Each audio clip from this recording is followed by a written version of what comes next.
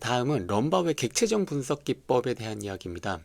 럼바우의 객체지형 분석 기법은 결국 소프트웨어를 어떻게 하면 잘 설계할 것인가에 대한 이야기인데, 어떻게 하라고 제안을 하고 있냐면은 일단 필요한 거 정리해. 필요한 거 정리하고 그 객체들의 상태를 어떻게 변하게 할 것인가를 고민해. 그런 다음에 이 데이터 흐름이나 처리는 어떻게 할 것인지 고민을 해봐. 결국 지금 이 얘기입니다. 럼바우의 객체지향 분석 기법의 이야기는, 그러니까 일단 필요한 것들이 뭔지 좀 정리해보고 그들의 관계가 어떻게 될 것인가를 좀 잘 생각을 해봐. 그리고 그 객체들의 상태가 어떻게 변하게 하면 좋을 것인가를 고민을 해. 그런 다음에 어떤 흐름에 따라서 데이터 처리를 할 것인가를 고민해. 이렇게 코드를 짜게 되면은 복잡한 게임이나 프로그램도 차근차근 잘 만들 수 있다 라는 얘기를 지금 이 럼바우 아저씨가 하고 있다라고 생각을 하시면 됩니다. 그러면은 구체적으로 좀 예시를 들어보면은 우리가 포켓몬 게임을 만든다라고 가정을 해볼게요. 그러면은 일단은 트레이너가 있어야 될 것 같아요. 지우. 트레이너가 있고 그 다음에 피카츄가 있습니다. 그런데 트레이너가 피카츄를 가지고 있는 이러한 상황, 그리고 이런 거를 이제 그 객체 모델링이라고 합니다. 아까 뭐라고 맨 처음에 말씀을 드렸죠? 일단 필요한 것들이 뭔지 정리를 하고 그들의 관계가 어떻게 될 것인지를 잘 생각해 보고, 지금 이러한 과정을 방금 진행을 한 겁니다. 그 다음에 이제 동적 모델링이라는 용어를 사용을 하고 있는데, 결국 이제 이겁니다. 뭐 예를 들자면은 이제 이 트레이너의 상태가 처음에는 그냥 일반 상태였다가 이제 사냥을 나가는 거예요. 사냥을 나가가지고 야생 포켓몬을 혹시 만난다 라고 하면은 그 일반 상태에서 전투 중 상태로 변합니다. 그리고 나서 뭐 이기든지 지든지 할 거잖아요. 이기게 되면은 경험치를 획득을 하고 나서 다시 일반 상태로 변한다. 혹시 지게 되면은 포켓몬 센터로 이동을 하고 어쨌든 상태는 일반 상태로 변한다. 이런 식으로 약간 상태 변화를 어떻게 줄 것인가에 대한 고민입니다. 그러니까 여기에서 상태를 어떻게 변하게 할 것인가, 바로 이 두 번째 고민에 대한 얘기를 한 거예요. 동적 모델링은. 자, 그 다음에 마지막으로 이 기능 모델링이라는 것은 예를 들어서 뭐 지우가, 트레이너가 이제 그 포켓몬을 간호사한테 맡기면은 간호사가 치료 기계를 이용을 해가지고 치료를 하고, 치료가 완료가 되면은 다시 뭐 트레이너에게 돌려준다. 이런 식으로 어떤 포켓몬이라는 데이터의 처리에 대한 흐름을 어떻게 할 것인가에 대한 설계입니다. 이거를 조금만 더 직관적인 예시로 말씀을 드리면은, 우리가 이커머스 주문 처리에 대한 코드를 짠다라고 가정을 한번 해볼게요. 그러면은 뭐 이런 거 있죠. 장바구니 상태에서 주문 진행 중, 결제 완료, 배송 준비, 배송 중, 이거 누구나 한 번씩은 경험해본 이제 그 상태 처리이잖아요. 이런 식으로 한 것이 이게 뭘까요? 지금 어떠한 모델링에 대한 얘기인 걸까요? 바로 동적 모델링이죠. 동적 모델링 방법에 대한 얘기가 바로 우리가 일반적으로 뭐 쿠팡이든 여러 가지 이커머스 쪽에서 물건을 구매를 할 때에 상태 변화를 어떻게 가져갈 것인가에 대한 코드 진행 방법이 바로 이 동적 모델링에 대한 얘기였었죠. 그리고 또 이제 그 다음에는 주문 정보 입력이라던가, 자, 주문을 받았어요. 그런 다음에 이 주문이 정상적인 주문인지에 대한 유효성을 검증을 하고, 이건 정상적인 주문이다 라고 하면은 재고 파악한 다음에 결제 처리하고 배송 정보 생성하는, 이거는 뭐죠? 이거는 상태 변화라기보다는 이 주문 정보라는 이 데이터의 처리를 어떻게 할 것인가에 대한 흐름도잖아요. 이거는 어떠한 모델링에 대한 얘기일까요? 그렇죠. 이거는 데이터 처리에 대한 부분이니까 기능 모델링에 대한 부분이겠죠. 약간 이런 식으로 생각하시면 조금 더 직관적으로 이해가 되실 것 같습니다. 자, 그러면은 이제 아래로 내려가 볼게요. 문제를 풀어보겠습니다. 럼바우의 객체지향 분석 기법 중 자료 흐름도를 주로 이용하는 것은, 자료 흐름도라는 얘기를 예를 들어서 우리가 처음 들어봤다라고 한번 생각을 해볼게요. 자, 그런데 자료 흐름도요? 자료? 그러면은 이 자료 흐름이라는 것은 뭔가 객체 모델링 관점일 것 같나요? 동적 상태 변화일 것 같나요? 아니면 데이터, 자료, 데이터 처리에 관한 부분일 것 같나요? 아무래도 뭔가 자료 흐름이라고 하면은 이 기능 모델링에 대한 얘기인 것 같잖아요. 그래서 여기에서 이능 모델링이다 라고 선택을 하면 될 것 같습니다. 자, 그 다음은 미들웨어입니다. 미들웨어는 말 그대로 뭔가 중간에 껴가지고 중간다리 역할을 해주는 존재라고 생각을 하시면 됩니다. 그런데 그 미드웨어가 종류가 여러 가지예요. 그러니까 목적이 다 다를 수가 있습니다. 목적이 각양각색입니다. 이렇게만 말씀드려도 아직 무슨 소린지 잘 감이 안 오실 텐데요. 한 예시를 한번 좀 들어볼게요. 그러니까 대표적으로 데이터베이스를 활용하는 부분에서의 미들웨어의 역할을 설명을 해봄으로써 우리가 미들웨어에 대해서 좀 더 자세히 이해를 해볼게요. 우리가 어떤 포켓몬 게임을 만든다라고 가정을 한번 해볼게요. 이제까지 했었던 것처럼. 그래서 자바 어플리케이션, 이게 바로 포켓몬 게임입니다. 그리고 여기 MySQL 서버, 이쪽은 그러니까 데이터베이스, 데이터가 실제로 저장되는 곳입니다. 그런데 예를 들어서 그럼 자바 어플리케이션에서 코드를 어떻게 짰느냐, 이런 걸 하고 싶어요.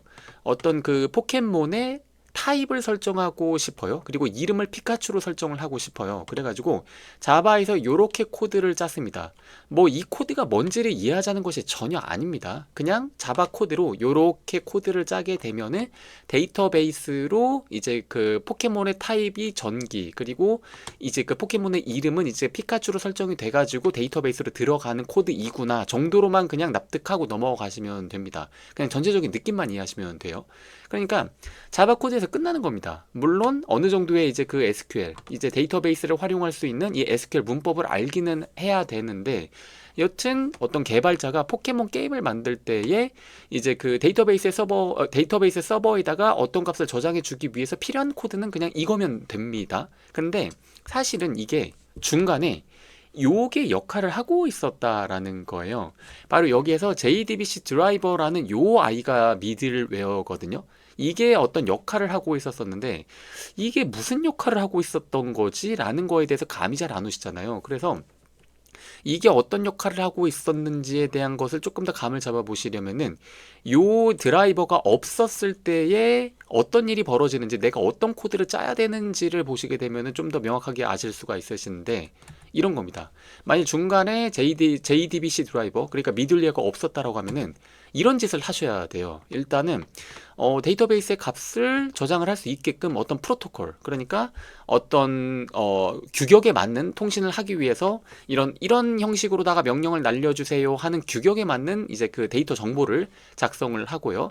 그리고 네트워크 통신을 하고 거기에 대한 응답 처리를 하고, 그리고 거기에 맞는 이제 데이터 타입 변환을 하고, 그리고 거기서 변환 받은 어떤 값에 대해서 다시 자바 객체로 변환을 하고. 그러니까 이게 무슨 일이 벌어지는지를 알자는 얘기가 아니죠. 그러니까 이런 복잡한 짓을 해줘야지 우리가 데이터베이스에다가 어떤 값을 저장할 수 있었단 말입니다. 근데 우리가 만일에 이러한 미들웨어 역할을 하는 JDBC 드라이버가 중간에서 역할을 해준다라고 하면 우리는 어떻게 하면 되는 거예요? 그냥 요 코드만 짜시면 되는 거예요. 요 코드만 짜시게 되면은 우리가 아까 우리가 봤었던 요러한 역할들은 그냥 요 JDBC 드라이버가 알아서 해서 MySQL 서버, 이 데이터베이스 서버에다가 값을 저장시켜주는 역할을 한다 이겁니다. 그러면은 개발자는 뭐를 하면 될까요? 바로 포켓몬 어플리케이션만 열심히, 자바 어플리케이션만 열심히 만들면 되는 거죠. 이게 바로 미들웨어라는 요 아이가 존재하는 이유입니다.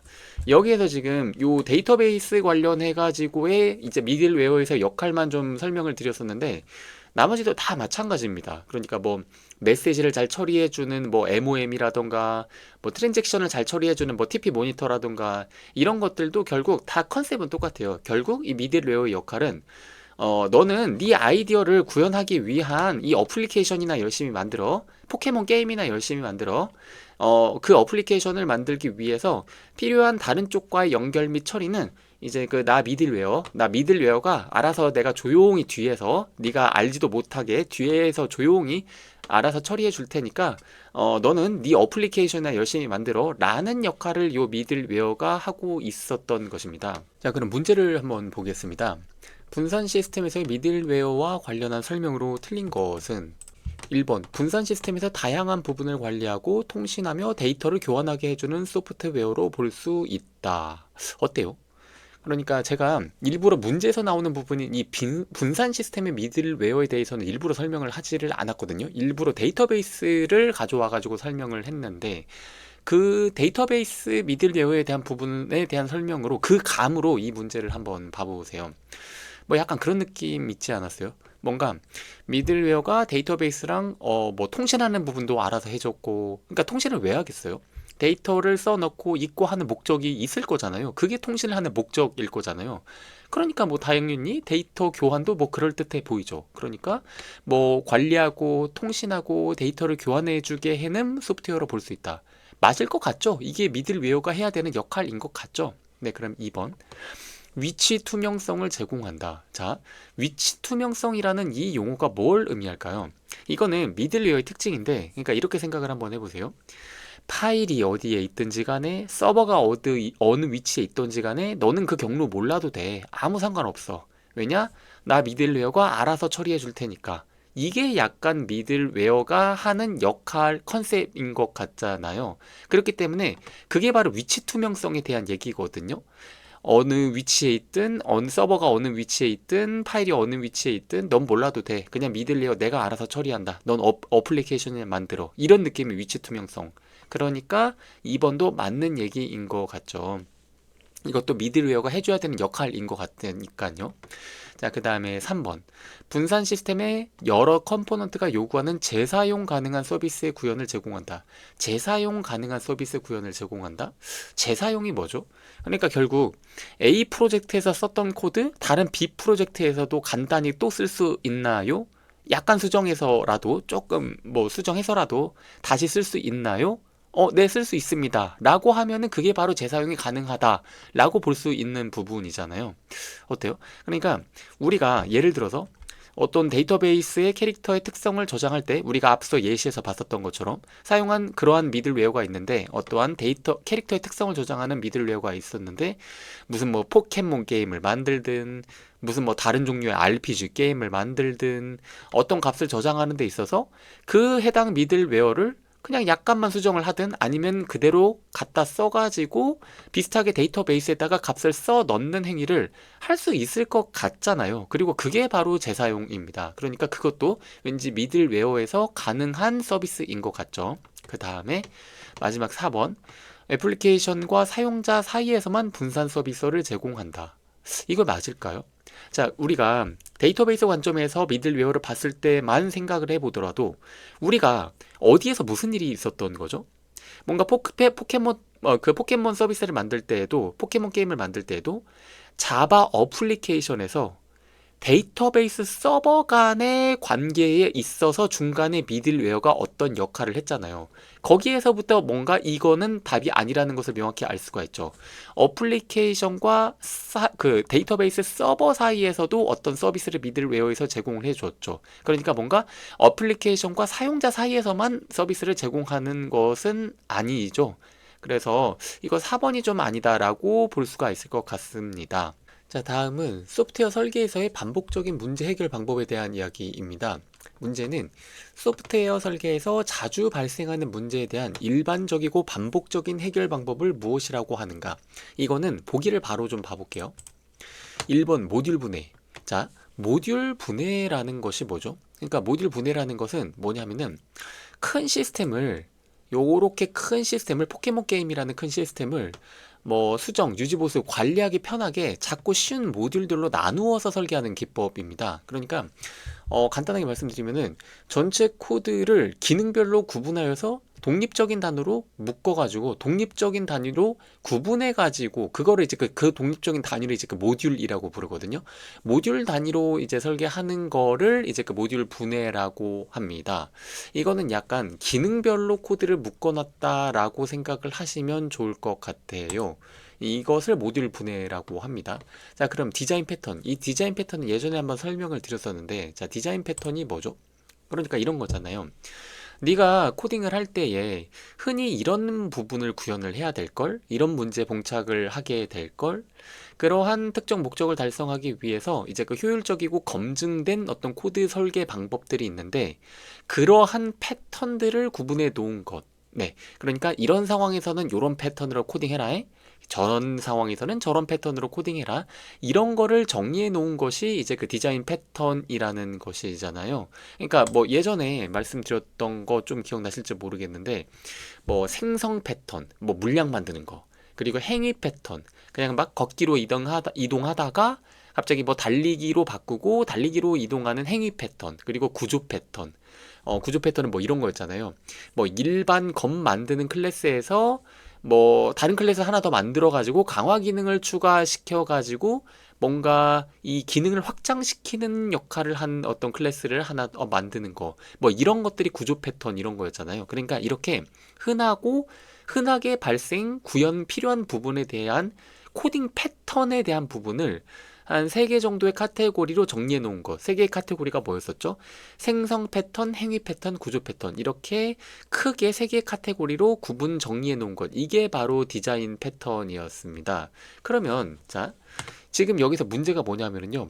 소프트웨어 설계에서 자주 발생하는 문제에 대한 일반적이고 반복적인 해결 방법을 뭐라고 하는가? 바로 디자인 패턴이죠. 네, 이게 바로 흔하게 이런 문제 있을 걸, 그럴 때는 이렇게 해라, 저럴 때는 저렇게 해라, 라는 것이 디자인 패턴이니까 이 문제에 대한 답은 바로 디자인 패턴이라고 볼 수가 있을 것 같습니다. 그런데 나머지 2가지도 계속 좀 봐볼게요. 일단 연관 관계 같은 경우에는 그냥 뭐 2개 이상의 사물이 서로 관련이 있다는 너무 당연한 의미이므로 그냥 이거는 스킵을 하고요. 자, 클래스 도출이라는 것이 뭘까요? 그러니까 우리가 그 객체 지향 프로그래밍 뭐 자바든지 무엇이든지 간에 이 객체 지향 프로그래밍을 하시게 되면은 이 클래스에 대한 감이 그냥 확실하게 가지고 계실 텐데, 이 클래스를 한 번도 사용해 보시지 못한 분들은 그런 감이 좀 없을 수가 있습니다. 근데 우리가 클래스라는 용어를 정리할 때 클래스가 뭐였죠? 그러니까 설계도 같은 느낌이라고 제가 말씀을 드렸습니다. 그리고 이 설계도를 통해 가지고 어떤 실물, 객체를 만들었고요. 그러니까 이 클래스 도출이라는 것은 결국 뭐냐 하면은 코딩하는 데 필요한 이 클래스, 설계도를 정의해서 시스템을 구조화하는 것이에요. 그러니까 뭐 이런 고민에 대한 거죠. 그러니까 클래스는 설계도, 객체는 그에 따른 실물. 그러니까 뭐 이런 고민들을 막 해보는 거죠.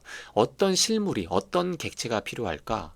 그러면은 그 객체들은 어떤 속성을 가져야 되고, 그 실물들은 그 포켓몬스터 객체들은 어떠한 행동들을 해야 될까? 그리고 그 실물들 간에, 그 포켓몬과 그 트레이너 간에, 뭐 이 객체들 간에 무슨 관계가 있어야 될까? 이런 것에 대한 고민이 이 설계도, 이 클래스에 녹여져 있어야 되는 겁니다. 그리고 그거를 일컬어서 클래스 도출이라고 불립니다. 여튼 이 문제에서는 디자인 패턴, 이것이 정답이겠네요. 자, 그 다음에는 소프트웨어 설계 지침입니다. 바람직한 소프트웨어 설계 지침이 아닌 것은, 이것도 바로 보기를 봐볼게요. 일단 1번, 적당한 모듈의 크기를 유지한다. 너무 당연한 거겠죠. 그쵸? 적당한 모듈 크기를 유지를 해야 되겠죠, 당연히. 자, 2번, 모듈 간의 접속 관계를 분석하여 복잡도와 중복을 줄인다. 자, 여기에서 접속 관계라는 단어가 나왔습니다. 이 접속 관계라는 단어, 그리고 복잡도와 중복을 줄인다. 뭔가 좀 맞는 얘기인 것 같긴 한데, 이 접속 관계라는 것은 뭐냐 하면은요, 그러니까 모듈들이 서로 데이터를 주고받거나 상호작용하는 방식, 그러니까 모듈이 다른 모듈과 어떤 방식으로 연결되어 있고 의존하는지를 나타내는 관계를 이제 그 접속 관계라고 하거든요. 그러니까 뭐 접속 관계가 복잡해지면은 어떻게 될까요? 그러니까 서로 간에 연결되고 의존되어지는 관계가 복잡해지면 어떻게 해야 될까요? 그러면은 뭐 가독성도 안 좋아지고 뭐 유지 보수도 안 좋아지고 좀 그렇겠죠. 그러니까 일단 이거는 맞는 얘기인 것 같은데, 이 부분에 대해서 조금 더 자세히 말씀을 드려보게 되면은요. 일단 우리가 위에서 봤었던 이 포켓몬 게임의 구성을 잠깐 한번 봐볼게요. 그러니까 이 포켓몬의 뭐 전투를 다루는 뭐 배틀 모듈이라는 게 있고요. 그러니까 전투 관련한 코드들을 모아놓은 어떤 그 단위라고 생각을 하시면 됩니다. 그래서 배틀 모듈이라는 것이 있고, 그리고 뭐 포켓몬들의 데이터를 뭐 모아놓은 도감 모듈, 포켓몬 도감 모듈 이런 것들이 있습니다. 그런데 이 배틀 모듈과 이 도감 모듈이 전혀 아예 의존성이 없게끔 만드는 것은 거의 힘들 것 같아요. 그러니까 뭐 도감 모듈에서 어떤 포켓몬들의 데이터를 가져와서 그 아이들의 싸움을 뭐 붙이고 해야 되니까 서로 간의 의존성이 전혀 없게끔 만들 수는 없을 것 같기는 합니다. 그런데 그러한 의존성을 최소화를 해야지, 그러니까 최대한 기능이 비슷한 모듈끼리만 독립적으로 돌아가는 코드를 만들어야지 뭐가 좋냐면 유지보수가 일단 좋죠. 그러니까 왜 그러냐면은 일단 코드 수정을 해당 모듈에서 코드 수정을 해도 다른 모듈에 영향을 미치는 것이 적으니까 어떤 코드를 수정을 했을 때 버그 발생 가능성이 적어지겠죠. 그리고 뭐 재사용하기도 편하고 뭐 단위별로 모듈별로 테스트하기도 쉽고 좀 그럴 것 같잖아요. 그렇기 때문에 이 접속 관계를 그런 관점에서 좀 이해를 하시면 좋을 것 같고요. 그 다음에는 이제 그 모듈 간의 사번, 모듈 간의 결합도는 강할수록 바람직하다. 자, 여기 우리 결합도라는 단어가 또 나왔는데, 여러분 혹시 위에서 응집도와 결합도라는 단어를 우리가 봤었었는데 기억나시나요?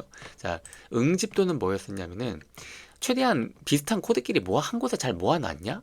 그리고 결합도는 뭐냐면은 모듈이나 이제 클래스 간에 서로 최대한 좀 의존하지 않게끔 해놨냐에 대한 얘기이잖아요. 그러니까 응집도는 최대한 높게 하고 결합도는 최대한 낮게끔 하는 것이 코드를 좀 잘 짠 코드다 라고 말할 수 있었단 말이에요. 그런데 모듈 간의 결합도가 강할수록 바람직하다 라는 것은 좀 옳지 않은 얘기라고 할 수가 있겠죠. 아까 제가 접속 관계라는 이 단어를 말씀을 드리면서 이제 모듈, 클래스 간의 서로 간의 의존성이 짙으면은 어떠한 단점이 있는지에 대한 것은 좀 말씀을 드렸어요.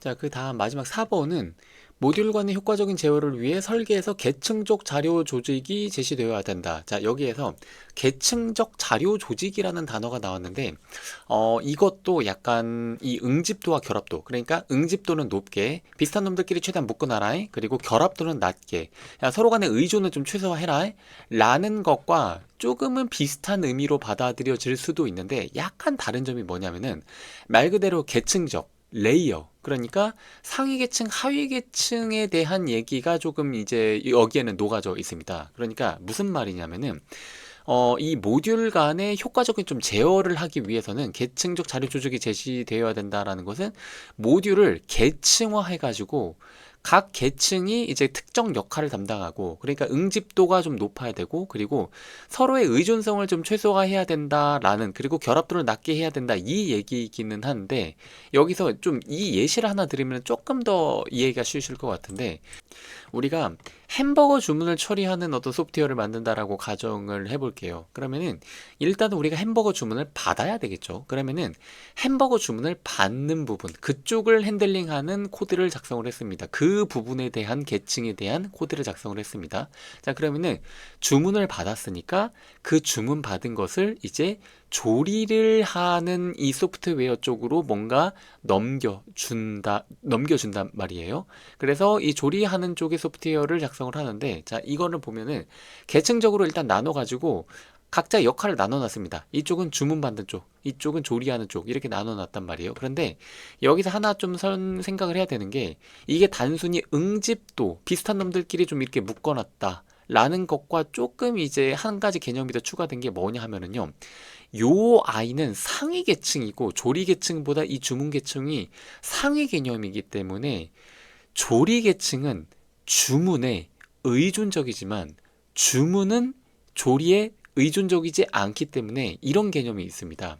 상위 계층은 하위 계층에 의존적이지 않지만 하위 계층은 상위 계층에 의존적이다. 이런 개념이 좀 추가가 되는 게 있거든요. 그러니까 단순하게 생각해 보시면 이거예요.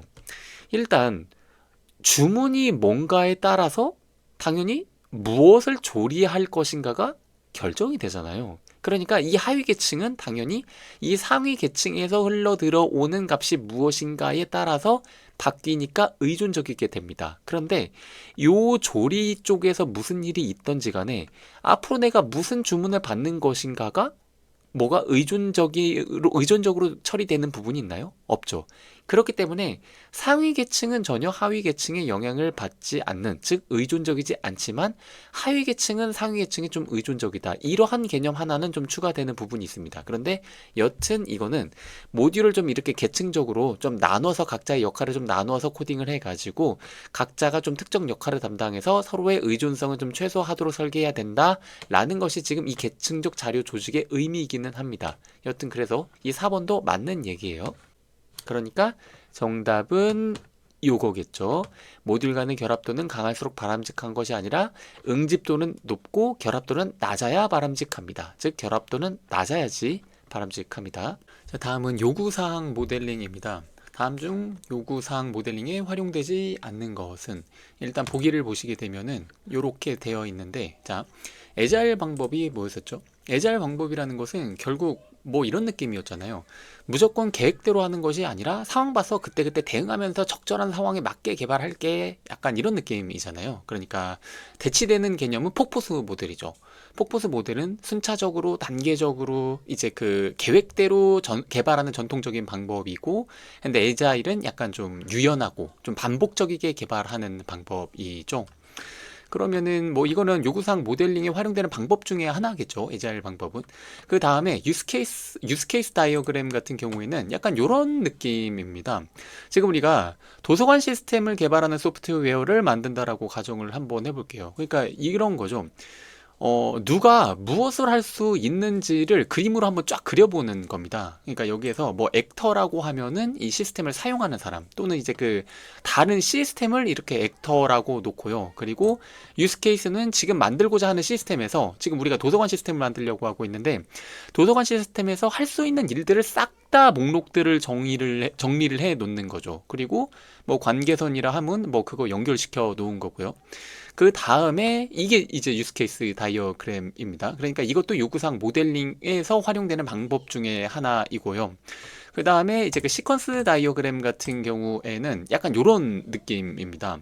그러니까 그 시퀀스 다이어그램 같은 경우에는 이거죠. 그러니까 유스케이스에서는 내가 지금 만들고자 하는 이 시스템 상에서 할 수 있는 모든 일들을 최대한 정리해 놓은 것이었잖아요. 유스케이스는. 근데 이 시퀀스 다이어그램 같은 경우에는 시스템이나 사람들 사이에서 일어나는 일들의 순서를 보여주는 그림입니다. 그러니까 유스케이스는 약간, 요 유스케이스는 마치 메뉴판처럼 최대한 다 정리해 놓은 거고요.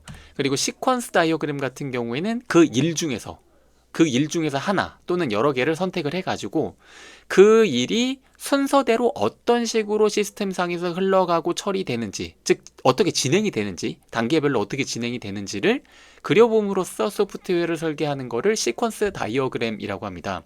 유스케이스 다이어그램이랑 시퀀스 다이어그램이 어떤 차이가 있는지를 아시겠죠? 그러니까 시퀀스 다이어그램도 요구사항 모델링에 활용되는 방법 중에 하나이고요. 단계 다이어그램은 제가 들어본 적이 없습니다. 그러므로 정답은 4번입니다. 자, 다음은 프로토타이핑 모형에 대한 이야기입니다. 프로토타이핑 모형에 대한 설명으로 옳지 않은 것은, 자, 이거는 바로 보기를 봐볼게요. 일단 우리가 프로토타입이 뭔지에 대해서 잠깐 좀 말씀을 드리면 좋을 것 같긴 한데, 다들 아실 것 같긴 한데, 프로토타입이 뭐죠? 그냥 시제품 하나 먼저 만들어 보는 거잖아요. 그러니까 뭐 예를 들자면은 진짜 집을 짓기 전에 간단한 미니어처 모형으로 집 한번 만들어 보는 거라거나, 뭐 옷 만드는데 진짜 비싼 원단 쓰기 전에 뭐 값싼 싸구려 천으로 비슷하게 한번 만들어 보는 거, 이런 거를 그냥 프로토타입이라고 하잖아요. 그러면은 이 개념만 머릿속에 있으면은 문제를 풀 수가 있습니다. 자, 그러면 1번, 실제 개발될 소프트웨어에 대한 견본품을 만들어서 최종 결과물을 예측하는 모양이다. 그쵸? 맞죠? 일단은 값싸게 대충 일단 효율성은 일단은 조금 제껴두고 견본품을 한번 만들어 보는 거죠. 자, 그 다음 두 번째, 의뢰자나 개발자 모두에게 공동의 참조 모델을 제공한다. 자, 맞죠. 그러니까 뭐 의뢰자 입장에서는 이렇게 간단하게 만들어 보니까 뭐 이렇게 되는 거구만, 이런 정보를 줄 수가 있고요. 그리고 개발자 입장에서도 만들어 보니까 뭐 이렇게 되는구먼, 실제 구현할 때는 뭐 이런 점을 이렇게 보완을 해야 되겠네, 뭐 이런 식으로 둘 다에게 도움이 되는 참조 모델이 될 수가 있겠죠, 프로토타입이. 그런 다음에 3번, 프로토타이핑이 진행되는 과정에서 새로운 요구사항이 도출되지 않아야 한다. 자, 어떤가요? 그러면 안 되나요? 자, 프로토타입이 만들어질 때 새로운 요구사항이 도출돼도 상관이 없죠. 어차피 뭐 양산 중이거나 서비스 중인 것도 아닌데, 말 그대로 그냥 프로토타입인데 어떤 식으로든 한번 만들어 보는 건데, 이것저것 요구사항이 있으면은 그냥 빨리빨리 반영하고 수용해서 최대한 모든 사항을 고려한 기능들을 덕지덕지 붙여가지고 그냥 만들어 보면 되겠죠. 그러니까 뭐 새로운 요구사항이 도출되지 않아야 한다라는 것은 정답은 아닌 것 같습니다. 자, 4번, 단기간 제작 목적으로 인하여 비효율적인 언어나 알고리즘을 사용할 수 있다. 그렇죠.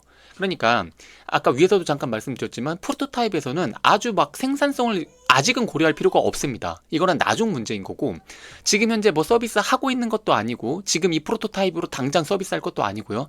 그냥 기능 구현만 비슷하게 되면 되기 때문에 지금 당장은 뭔가 비효율적인 언어나 알고리즘이 들어가도 전혀 상관이 없습니다. 그러므로 정답은 3번입니다.